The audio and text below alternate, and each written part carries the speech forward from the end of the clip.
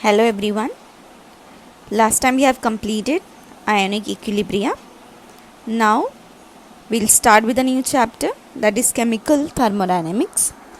Now to begin with this chapter, I just want to tell you about the main thing which defines a reaction. It is like when we talk about chemical kinetics, chemical thermodynamics and chemical equilibrium. What is the difference between all these things, right? So these three things actually tell whether what is happening in a reaction. Okay, so kinetics tells us what is the rate of a reaction. Okay, how much time will be taken to complete a reaction, how much time is needed to complete a reaction. Thermodynamics talks about the feasibility of a reaction. Feasibility means whether the reaction will occur or not. That means yes or no. Yeah, this will be turning into the product. Whether it will go give me the product, that answer is given by thermodynamics. And the last one, chemical equilibrium, gives us information about the concentration of the products. How much the products are formed is dealt with equilibrium. Now in this chapter we are going to learn much about chemical thermodynamics. Okay, we are going to understand what are the basic terms involved in chemical thermodynamics and many more, the spontaneity of a reaction and as such. Okay, now to begin with this chapter, I just want to tell you that this topic deals with the macroscopic system.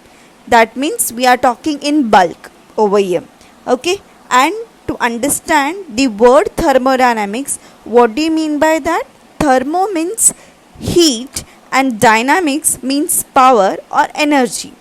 Okay, so we can simply say thermodynamics is a combination of heat and energy, and it is involved in the transformation of different forms of energy.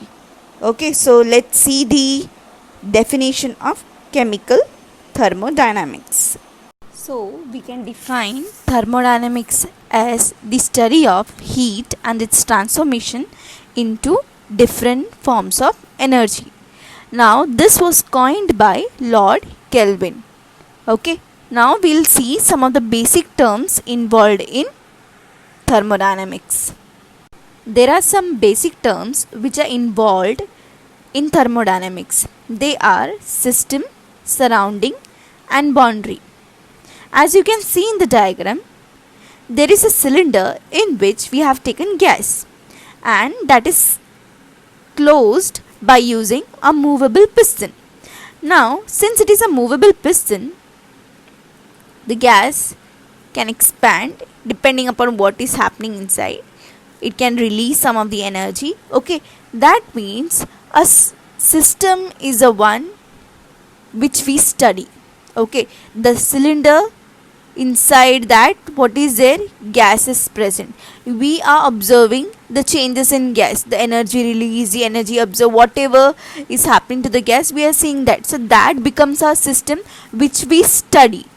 Okay, the rest, everything apart from the cylinder, rest becomes our surrounding. Okay, and the one which separates system and surrounding is said to be boundary. That means the walls of the cylinder will be nothing but the boundary there.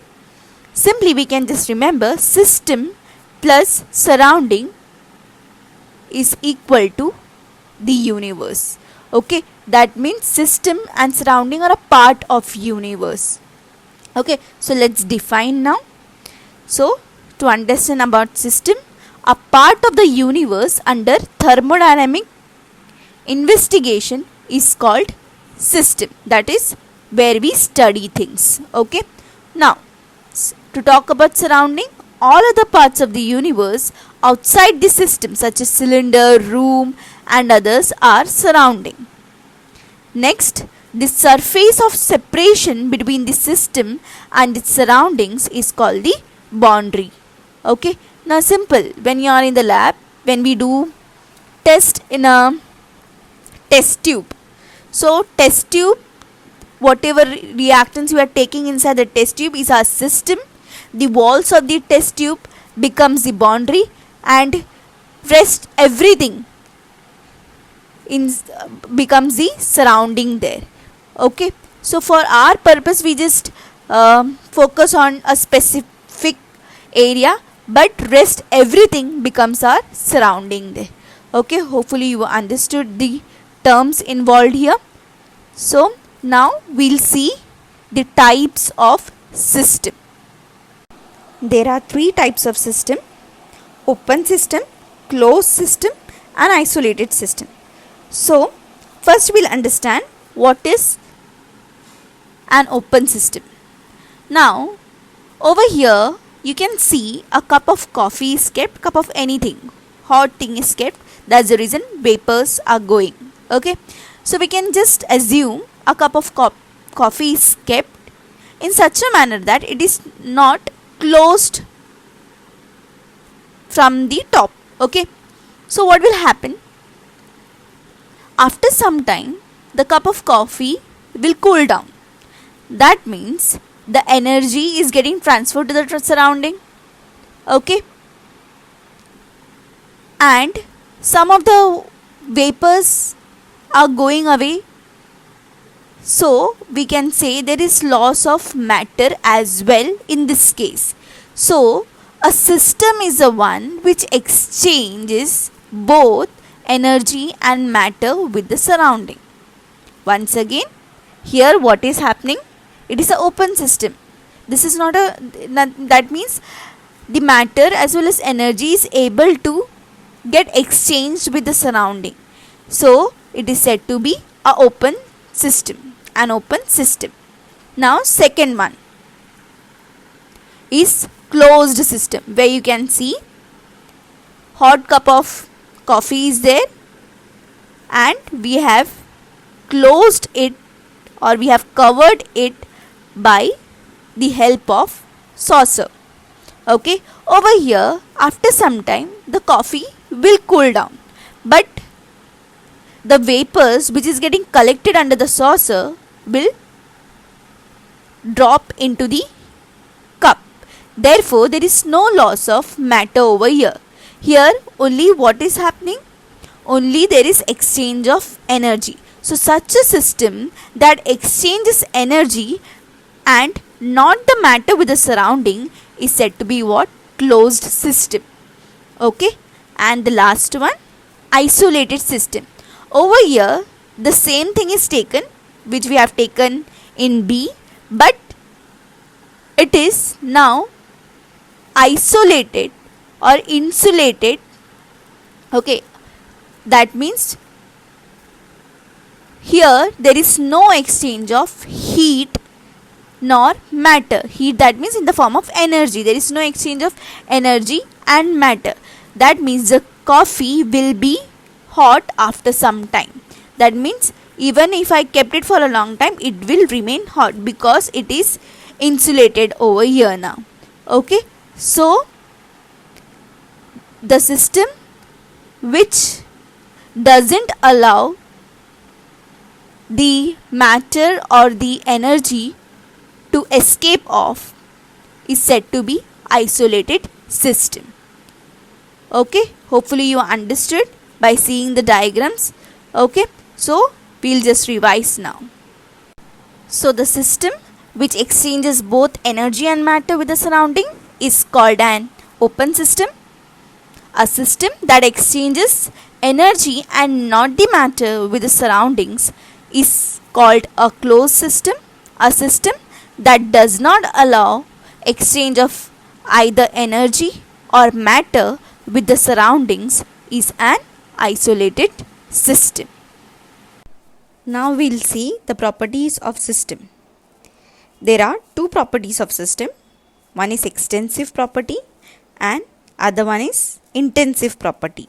Okay, so the one which depend on the amount of matter present in the system is said to be extensive property, and the one which is independent of the amount of matter in a system is said to be intensive property. So to remember, you can just do one thing. Whenever it is in, that means it should be independent.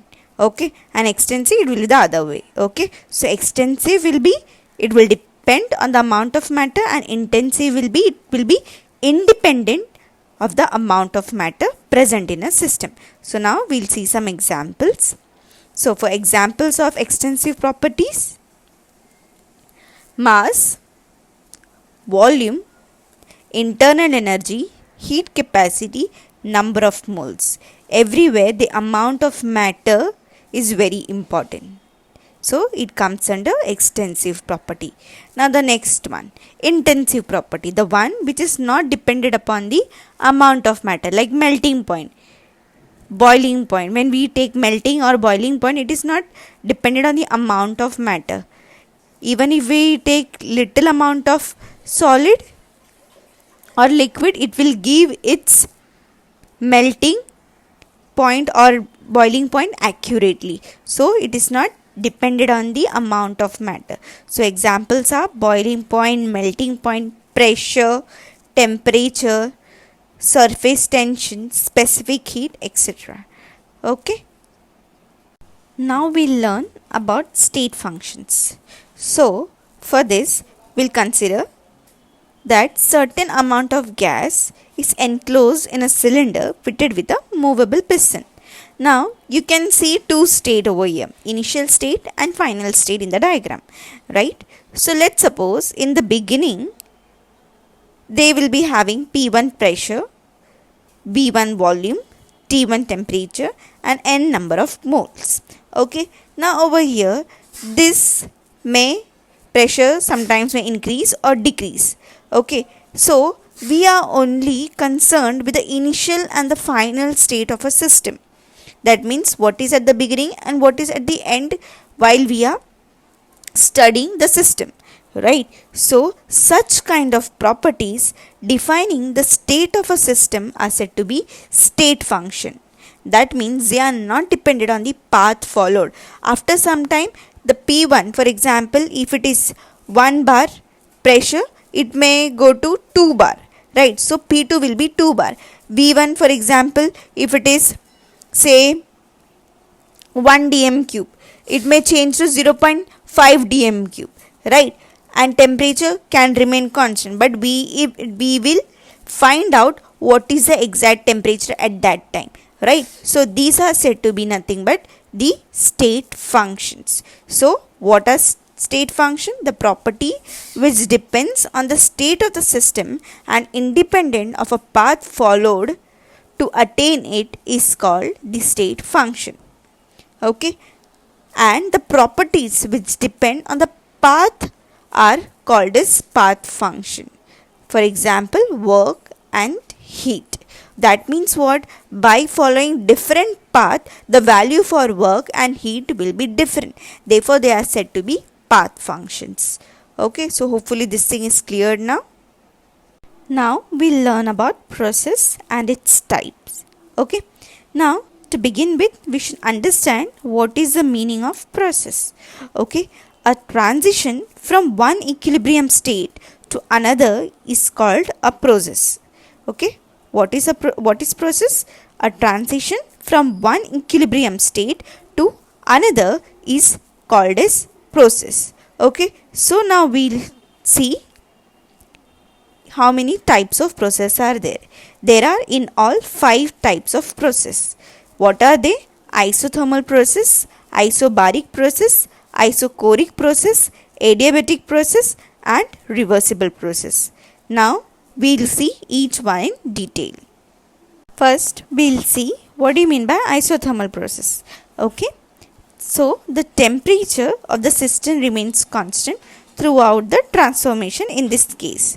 So isothermal process is a process in which the temperature of the system remains constant throughout the transformation. Now for example, the process takes place in such a manner that heat flows from the system to the surrounding and vice versa, so that the temperature of the system is now constant. Okay, so for a given temperature I can say delta U will be constant. Delta U is nothing but the internal energy of the system will be constant. So isothermal process, what will be constant over here? Delta T is equal to 0. Therefore, delta U will be equal to 0. Now, second one, isobaric process. So, over here, the pressure will remain constant throughout the transformation. What will remain constant? The pressure will remain constant throughout the transformation. For example, in the lab, we are doing experiment, okay? We are doing some reaction. Now, if the reaction is carried in an open container, that means at constant atmospheric pressure. Therefore, we can say it is nothing but the isobaric process, where delta P is equal to 0. Okay, here how can you understand? It is isobaric, so it can be that B can be referred as in a reverse manner, so it will be P. So it is pressure constant. Okay, or you can just remember isobar. Bar is a unit of what? Pressure. Therefore, it will be isobaric process. Okay. Now, next one, isochoric process. Here, volume remains constant during the transformation. What will remain constant during the transformation? The volume will remain constant during the transformation. Now, in this type, delta V is equal to 0. That means if a chemical reaction is carried out in a closed container, okay, if we are carrying out a reaction in a closed container, that means the volume is unchanged. So, such kind of reaction are said to be isochoric process. Okay, so it will be over here delta V is equal to 0. Many a time you people have confusion in isobaric process and isochoric process. So just remember, isobaric means bar is there, that is a unit of pressure. Therefore, it will be pressure constant in case of isobaric. So the other one, volume, will be constant in case of isochoric. Okay. Now we'll understand about adiabatic process. Over here, it is a process where there is no exchange of heat between system and surroundings. That means Q is equal to 0 over here. Capital Q is equal to 0 over here. Now, let's say this kind of thing happen in an insulated surrounding. Okay, that means in adiabatic process, the system is completely insulated from the surroundings. Now, for example, if it is completely insulated, if the reaction is exothermic, that means the heat of the system will increase, right? And if the system is undergoing endothermic reaction, then what will happen? The heat will decrease in the system. As a result, we can say the internal energy increases or decreases in this case. Okay, hopefully you understood. Here what happens? Heat is not able to exchange with system and surrounding. As a result, what will happen? Whatever the heat which is generated in the system will be captured inside the system itself. Similarly, if it is endothermic reaction, what will happen? The temperature will fall down inside the system because it is insulated with the surrounding. Okay, so adiabatic process is the process where there is no exchange of heat between system and surrounding. Okay, now the next one, reversible process. Now, you know what is a reversible reaction. Now, here we have to talk in terms of a bulk quantity, and we'll just take one example. Let's say we have taken a cylinder in which we have placed gas and it is fitted with a movable piston. Okay, now the pressure of the gas is said to be P, and the pressure which is applied by the piston, let that be P external. Okay, so hopefully you understood. There is a cylinder in which gas is there. and the gas is having pressure P, and P external is the pressure applied by the movable piston. Now, initially, we'll understand that P is equal to P external. P is equal to P external. That means there is no movement of the piston anyway. That means neither it will move in the upward direction nor in the downward direction. Now, for example, if I reduce the P external by an infinitesimal amount, now what will happen if I decrease the pressure, external pressure? What will happen? The piston will slightly move upwards. Okay, the system will try to move upwards. Similarly, if I increase P external, what will happen? The system will try to move, the piston will try to come downwards. So if P external is slightly increased so that it becomes infinitesimal greater than P, the piston moves inward with a compression of the gas. Now here what is happening is the process is then said to be thermodynamically reversible.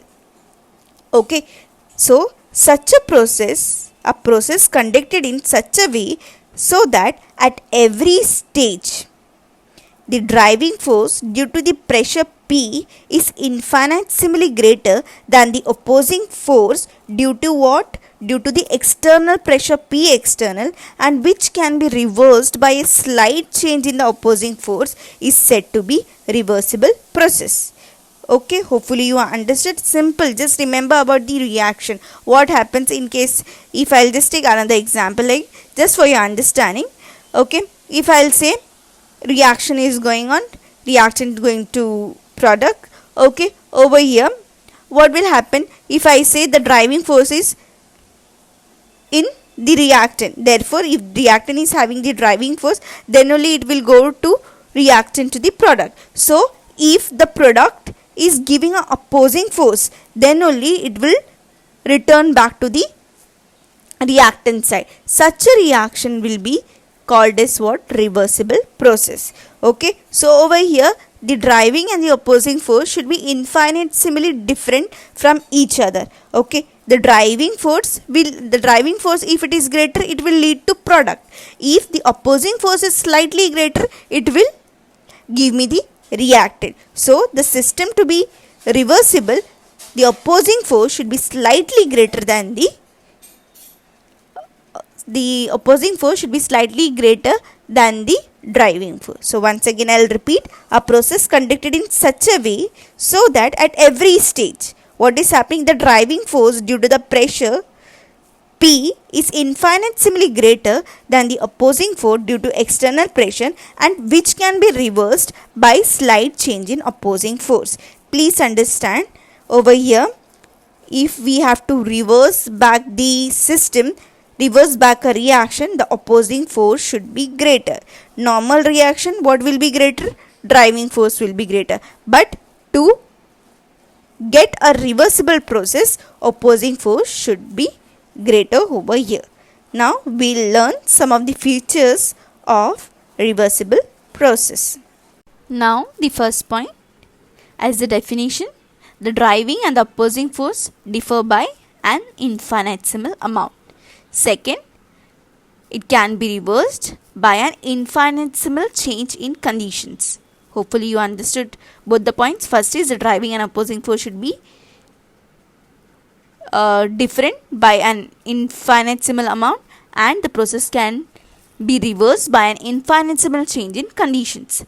Third point says that the process proceeds very slowly and it takes place in infinite number of steps. Reversible process is a process which is proceeding very slowly and takes place in infinite number of steps. Okay, and the last point, at end of every step of the process, the system attains mechanical equilibrium with the surrounding. Hopefully 4 points are clear. These are nothing but the features of reversible process. First point, driving and opposing force differ by a small amount. It can be reversed by infinitesimal change in condition. Third, the process takes place very slowly and it takes place in infinite number of steps, and at each of the step, after completion of each of the step, the system is in mechanical equilibrium with the surrounding. Okay. Now the next topic is nature of heat and work. Today we'll complete the nature of work. Okay.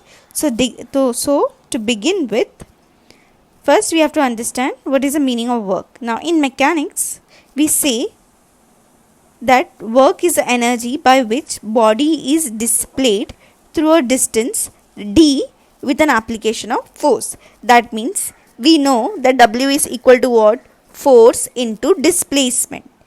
So mathematically it is written as W is equal to F into D. And in thermodynamics, the type of work involved is pressure volume work.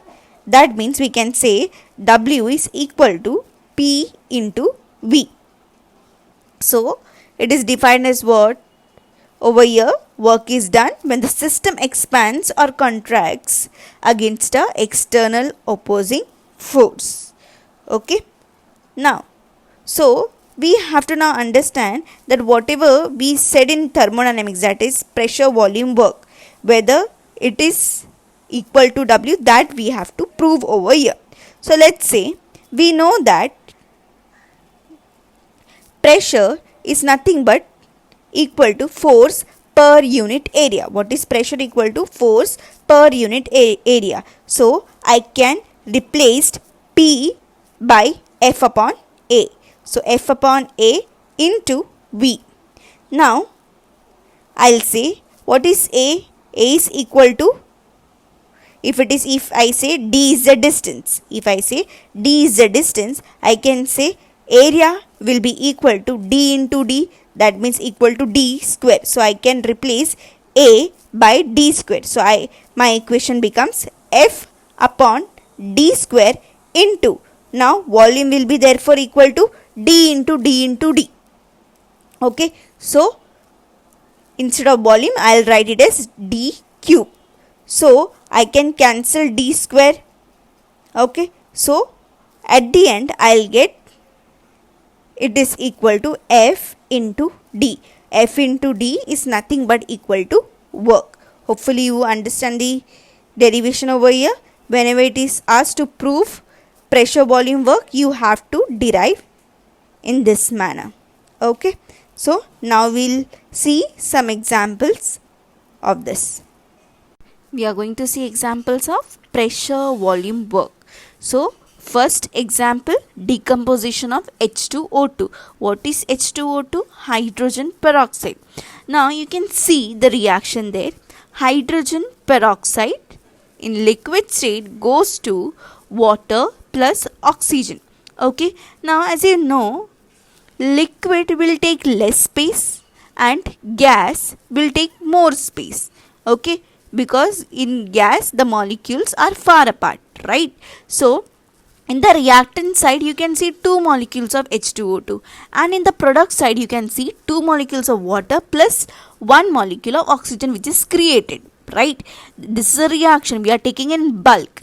Okay, so many number of, it will be like double than product side will be there, right? If it is 4 H2O2, there will be how many H2 molecules? It will be 4 H2 molecules,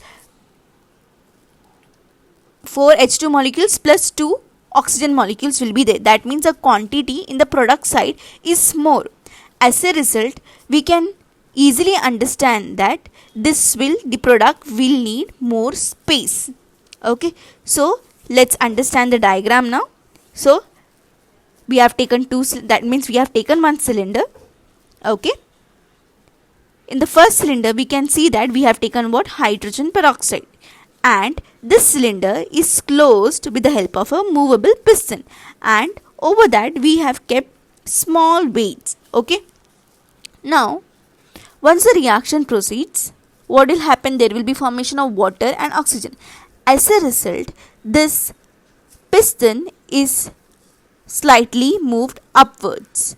As the reaction proceeds further, little more, it will move upward.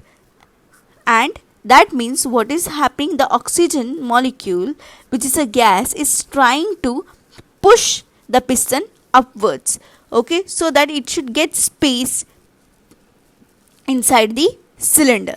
Okay, so over here what will happen, the expansion will take place. Here what is happening over here, expansion is taking place in this case. Now we can say that the system is trying to do work on the surrounding. There is no heat exchange, but there is loss of energy by the system, because the system is doing work on the surrounding. The system is doing work in which manner? It is trying to push the piston upwards. That is a work done by system. So it has to do the work against surrounding. Okay, so this is an example of pressure volume work. We can say pressure volume expansion in this case. So very important over here, when gas expands, the work is done by the system on the surrounding. Okay. Next example, reaction between NH3 gas and HCl gas, that is ammonia gas and hydrochloric gas. Now over here you can see the reaction. Ammonia reacting with hydrochloric acid gives me ammonium chloride, NH4Cl. That means two molecules of gas are combining together to give me NH4Cl, which is in the solid state, we can see over here. Okay, now let's understand the diagram. In the first cylinder you can see we have taken NH3 and HCl gas in the cylinder, and it is closed by a movable piston. Over that we have kept a small weight.